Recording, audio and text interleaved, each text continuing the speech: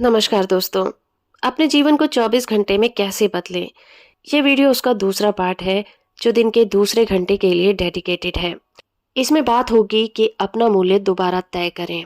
जब हम अपने मकान, गहनों या फिर कोई दूसरी प्रॉपर्टी का मूल्य निर्धारित करवाना चाहते हैं, तो हम किसी ऐसी वेबसाइट की या फिर किसी प्रोफेशनल की तलाश करते हैं जो इस बारे में हमें राय दे सके।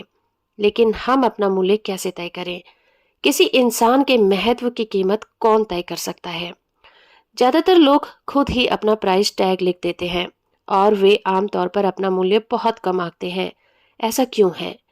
क्योंकि वो शक्ति के बजाय कमजोरी पर और सफलता के बजाय असफलता पर ध्यान केंद्रित करते हैं, या फिर वे अपनी तुलना दूसरे से करते हैं और कुछ इस तरह की बातें करते हैं। मुझ में पर्याप्त प्रतिभा नहीं है, मेरे पास सही शिक्षा नहीं है, मेरे पास पर्याप्त पैसा नहीं है। बहुत कम लोग खुद से संतुष्ट होते हैं। महान मनोवैज्ञानिक जेम्स पी कोमर के अनुसार आत्मसम्मान व्यक्ति का अपने प्रति ऊंचा और सकारात्मक सम्मान है। लेकिन बहुत से लोगों के मामले में सच्चाई ये है कि उनका आत्मसम्मान शिखर पर होने के बजाय घाटी में होता है। यहाँ पर हमें आत्मसम्मान को बढ़ाने के 10 कदम बताए गए हैं। पहला कदम, अपने वास्तविक स्वरूप को पहचानें। सुकरात कहते हैं कि आप खुद को जानो। क्या आप सचमुच खुद को जानते हैं? क्या आपने कभी किसी दोस्त से पूछा है, ईमानदारी से बताना, तुम्हारी नजरों में मैं कैसा हूँ, मेरी शक्तियां और कमजोरियां क्या हैं? दोस्तों, सिर्फ आप ही पूरी जागरूकता के साथ इस बात की आंतरिक चेतना तक पहुंच सकते हैं कि आप सचमुच कौन हैं। अगर आपकी समस्या आत्मसम्मान की कमी है, तो इस बारे में जानकारी हासिल करने के अलावा और कोई ऑप्शन नहीं है। व्यक्ति के आत्मज्ञान और उसके आत्मसम्मान के बीच सीधा सा रिलेशन होता है। इसके बारे में एक रिसर्च किया गया, जहां पर कम आत्मसम्मान वाले स्टूडेंट ने अपनी इमेज को बढ़ा चढ़ाकर पेश करने की कोशिश में खुद को जरूरत से ज्यादा पॉजिटिव और बड़बोले अंदाज में पेश किया, जबकि हाई आत्मविश्वास वाले स्टूडेंट ने ऐसा नहीं किया। वहीं कम आत्मसम्मान वाले स्टूडेंट ने अपने करीबी दोस्तों का जिक्र करते समय काफी कम जानकारी दी, जिससे ये पता चला कि उन्हें अपना और दूसरों का मूल्यांकन करने की अपनी योग्यता पर भरोसा नहीं था।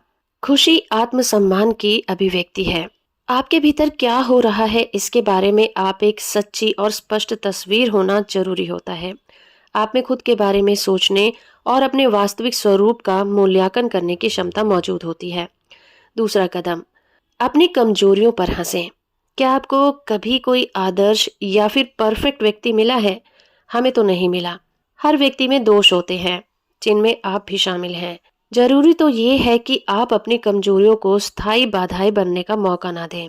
दोस्तों, मोजेस की बोलने की गति धीमी थी, लेकिन इसके बावजूद उनकी नेतृत्व क्षमता में कोई कमी नहीं आई।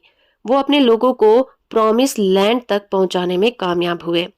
यहाँ तक कि ईसा मसीह के साथ भी कुछ कमियां जुड़ी हुई थीं, जो असफलता का बहाना बन सकती थी। उनका जन्म विवादों से घिरा था। वो ऐसी अल्पसंख्यक जाति में पैदा हुए थे जिससे नफरत की जाती थी। उन्हें झूठा, विधर्मी और सीजर के प्रति गद्दार कहा जाता था। लेकिन वो कुछ ऐसा जानते थे जो उनकी हर कमी की भरपाई करता था। वो जानते थे कि वे ईश्वर की संतान हैं। तीसरा कदम, अपनी सफलताओं को सही दृष्टिकोण से देखें। हम सभी बचपन से असफल होते हैं। चलना सीखते समय हम सैकड़ों बार गिर जाते हैं और बड़े होते होते तो हमने हजारों गलतियां कर डाली होती हैं। लेकिन अगर हम सावधान ना रहें, तो असफलता पर जो हमारे रिएक्शन होंगे वो हमारा नेगेटिव पैटर्न बन जाएगा। हो सकता है इनके कारण हम वास्तविकता से मुंह मोड़ लें, हम अपेक्षाएं रखें और निरंतर निराश महसूस करते रहें। एक बेसबॉल प्लेयर 10 में से 7 बार बॉल को मारने में असफल रहता है, लेकिन इसके बावजूद उसे कई मिलियन डॉलर का भुगतान किया जाता है और वो हीरो कहलाता है।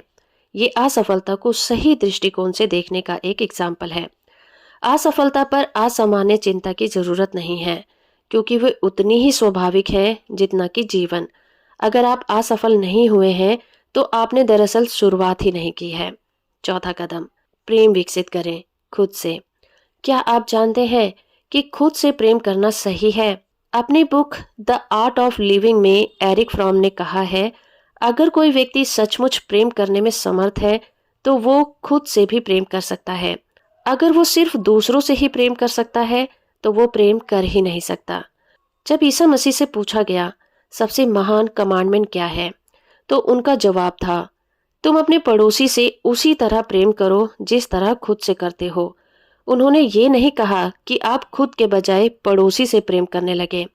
उन्होंने तो कहा उसी तरह। खुद से प्रेम करने का मतलब घमंड करना नहीं है। ये तो इस बात का एहसास है कि आप मूल्यवान हैं और आपको परवाह तथा पोषण की जरूरत है। लोग खुद से जितना प्रेम करते हैं, दूसरों से भी उसी अनुपात में प्रेम कर सकते हैं। जाहिर है, इसका अर्थ है आत्ममुग्ध, अहंकारी या फिर स्वार्थी प्रेम नहीं है, बल्कि सकारात्मक और स्वस्थ व्यक्तिगत सम्मान है। 5वां कदम, किसी ऐसे व्यक्ति को खोजें जिसे आपकी मदद की जरूरत हो। कम आत्मसम्मान वाले लोग लगभग हमेशा आत्म केंद्रित होते हैं और वो अपने ही विचारों और कामों में व्यस्त रहते हैं और अपनी पुष्टि करवाने के लिए लगातार बाहरी समर्थन की तलाश करते रहते हैं। आज ही किसी ऐसे व्यक्ति को खोजें जिसे आपके मदद की जरूरत हो। अपनी क्षमता के अनुसार उसे लाभ पहुंचाएं। इससे आपको जो संतुष्टि मिलेगी वो आत्मसम्मान के कायाकल्प की महत्वपूर्ण घटना साबित होगी। 6वां कदम, जानबूझकर अपना व्यवहार बदलें। योजनाबद्ध काम करने से आपकी आत्म अनुभूति काफी बढ़ सकती है। मिसाल के तौर पर हर दिन 10 मिनट शारीरिक व्यायाम की योजना से जल्द ही आपको नई ऊर्जा मिलेगी, जिसका आपकी प्रोडक्टिविटी पर पॉजिटिव असर पड़ेगा। वजन कम करने की योजना से भी ऐसा आत्मविश्वास मिल सकता है। एक व्यक्ति ने फैसला किया कि वो दिन भर ऊंचे विचार रखेगा और तनकर खड़ा रहेगा। किसी ने उसे बताया था कि वो बस पूरी ऊंचाई से तनकर खड़ा रहे। जब उसने तनकर चलना शुरू किया तो वो फौरन ज्यादा आत्मविश्वासी और नियंत्रित बन गया। 7वां कदम, किसी रचनात्मक चुनौती का चुनाव करें। आत्मविश्वास बढ़ने का आपके आत्मसम्मान पर सीधा असर पड़ता है। आप कोई रचनात्मक चुनौती स्वीकार करके ऐसा कर सकते हैं।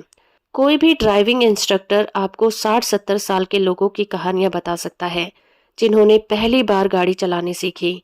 ड्राइविंग टेस्ट पास करना उनके लिए व्यक्तिगत उपलब्धि से कहीं बड़ी बात थी। इससे उनका आत्मविश्वास भी बढ़ गया। जो इंसान के साथ होता है वही राष्ट्र के साथ भी होता है। इतिहास गवाह है कि सेना की विजय के बाद पूरे देश में गर्व की जबरदस्त लहर फैल जाती है। समाज के हर एक स्तर पर इसका असर महसूस किया जाता है। 8वां कदम, प्रशंसा को सहजता से लें। क्या आपने प्रशंसा स्वीकार करने का महत्व जाना है? जब कोई किसी अच्छे काम की प्रशंसा करता है तो ज्यादातर लोग जवाब में सीधे से धन्यवाद नहीं दे पाते। इसके बजाय वो ये बताने लगते हैं कि उसे किस तरह बेहतर किया जा सकता था, या वो खुद ही अपने प्रयास को कम साबित करने की कोशिश करते हैं।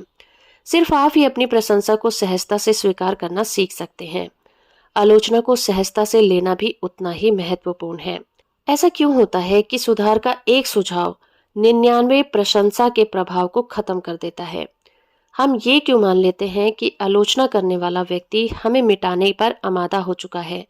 ज्यादातर मामलों में आलोचनात्मक बात दोस्ती की सच्ची अभिव्यक्ति होती है, जिसका उद्देश्य ये होता है कि आप और ज्यादा बेहतर बन जाएं।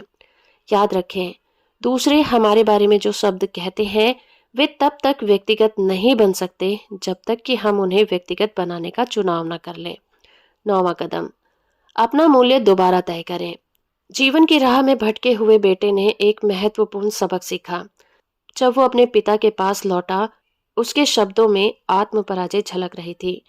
मैं आपका बेटा कहलाने लायक नहीं हूँ, वर्दी नहीं हूँ। तो इस पर पिता का रिएक्शन क्या रहा होगा? सबसे अच्छा वस्त्र लाओ और इसे पहना दो। इससे परिवार में अपने स्थान के बारे में बेटे की अनुभूति में जबरदस्त बदलाव आया, क्योंकि एक पिता जानता था कि उसका बेटा अनप्रोडक्टिव ही सही लेकिन वर्दी था। आत्ममूल्य ही लाभदायक और उत्पादक जीवन को संभव बनाता है। मैं मूल्यवान नहीं हूँ, इस तरह की बात कहने या सोचने से भी बचें। गौर से देखें, शायद आपके पास अपनी निंदा करने के बजाय जश्न मनाने के कहीं ज्यादा कारण होंगे। जब आप कोई धुन गुनगुनाते हैं तो आप सिर्फ गाते नहीं हैं, आप तो स्वयं गीत बन जाते हैं। बिल्कुल नई तस्वीर देखें। वैसे ही जैसे प्लास्टिक सर्जरी करवाने के बाद कुछ लोगों में अचानक एक नई और प्रेरक आत्म छवि विकसित हो जाती है। शारीरिक रूप से ज्यादा बदलाव नहीं हुआ था। शारीरिक रूप से ज्यादा बदलाव नहीं होता, लेकिन उन लोगों की आत्म अवधारणा बदल जाती है। उन्हें यकीन हो जाता है कि वो आकर्षक बन गए हैं और ये यकीन उनके जीवन पर असर डालता है। अगर आप अपनी आंखें बंद करके सोचें, मैं 6 फुट के खरगोश को देखने से इनकार करता हूँ, तो आपको क्या दिखेगा? अगर आप खुद को लगातार कहते रहें, मैं अपनी असफलताओं के बारे में सोचने से इनकार करता हूँ, तो आपका ध्यान खुद ब खुद उन पर केंद्रित हो जाएगा। आपकी सारी चीजों पर वो चीजें हावी हो जाएंगी, वही जिसे आप नकारते हैं। हमारे आत्म मूल्य का पैमाना अक्सर ये होता है कि लोग हमारे बारे में क्या सोचते हैं और उन्होंने अतीत में हमारे साथ कैसा व्यवहार किया है। जब हमारा मूल्य अचानक बदल दिया जाता है तो क्या होता है, आइए एक छोटी सी स्टोरी के जरिए जानते हैं। एक टापू पर सैरिका नाम की युवती रहती थी। वहां रिवाज था कि युवक किसी लड़की से शादी करते समय लड़की के पिता को बदले में गाय देता था। सुंदर पत्नी की कीमत 4 से 6 गायों के बीच होती थी। औसत पत्नी का मूल्य था 3 गाय। सैरिटा खास सुंदर नहीं थी। उसके कंधे झुके हुए थे, उसके बालों में कभी कंघी नहीं रहती थी और वो फटे पुराने कपड़े पहनती थी। उसके पिता सैमुअल मन ही मन फैसला कर चुके थे, मैं सैरिटा के लिए 2 गाय मांगूंगा, लेकिन एक से भी मान जाऊंगा। पास के टापू पर जॉनी लिंगो नाम का लड़का रहता था, जो अपने समुदाय का सबसे अमीर आदमी था। उसने चतुराई से व्यापार करके सारी दौलत कमाई थी। किटी वैटी की कई यात्राओं के बाद उसने घोषणा की कि उसे सैरिटा से प्रेम हो गया है। किसी को भी इस पर यकीन नहीं हुआ। जॉनी लड़की के पिता के घर गया और उसने ये आश्चर्यजनक बात कही, सर, मैं सैरिटा को अपनी पत्नी बनाना चाहता हूँ। मैं उसके बदले में 8 गाय देना चाहता हूँ। पूरे टापू में ये खबर बिजली की तरह फैल गई। 8 गाय? एक भौचक्के गांव वाले ने कहा। जॉनी या तो पागल है या फिर अंधा, दूसरे ने कहा। आखिर एक चतुर व्यापारी उस औरत के लिए 8 गायों का प्रस्ताव क्यों रखेगा, जिसे वो 1 गाय के बदले में भी पा सकता था। लेकिन जॉनी को एक महान रहस्य मालूम था और जल्द ही वो रहस्य उसकी दुल्हन को भी पता चल गया। उस पल तक किटी वैटी में सैरिटा के साथ 1 गाय वाली औरत के समान व्यवहार किया जाता था और उसका व्यक्तित्व इसी धारणा के अनुरूप ढल गया था। लेकिन जॉनी लिंगो के लिए वो 8 गाय वाली औरत थी और अब वो वैसी ही बन गई थी। जिस पल सैरिटा को अपने नए मूल्य का एहसास हुआ, वो फौरन आसपास के सभी टापुओं में सबसे सुंदर औरत बन गई थी।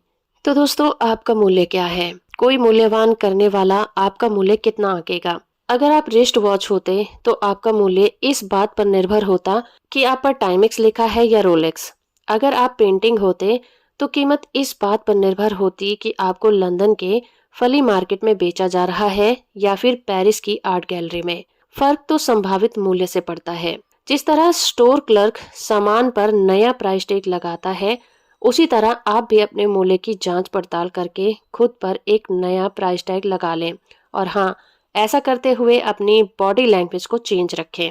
उसके बारे में सोचें जिसने आपको बनाया है, उसकी कारीगरी की गुणवत्ता के बारे में सोचें। तब आपको अपने मूल्य का अंदाजा हो जाएगा और मूल्य तय करते समय आप अपने साथ सही तरह से व्यवहार करेंगे। आत्मसम्मान बढ़ाने के 10 कदम पर उसी वक्त अमल करेंगे। इनकी मदद से आप भविष्य के बारे में नए आत्मविश्वास से दुनिया का और खुद का सामना कर सकते हैं। तो आई होप कि ये वीडियो आपको अच्छा लगा होगा। आपको ये वीडियो कैसी लगी हमें कमेंट करके जरूर बताइए। इसके अगले पार्ट के साथ मैं आपके सामने फिर हाजिर होंगी। तब तक के लिए धन्यवाद।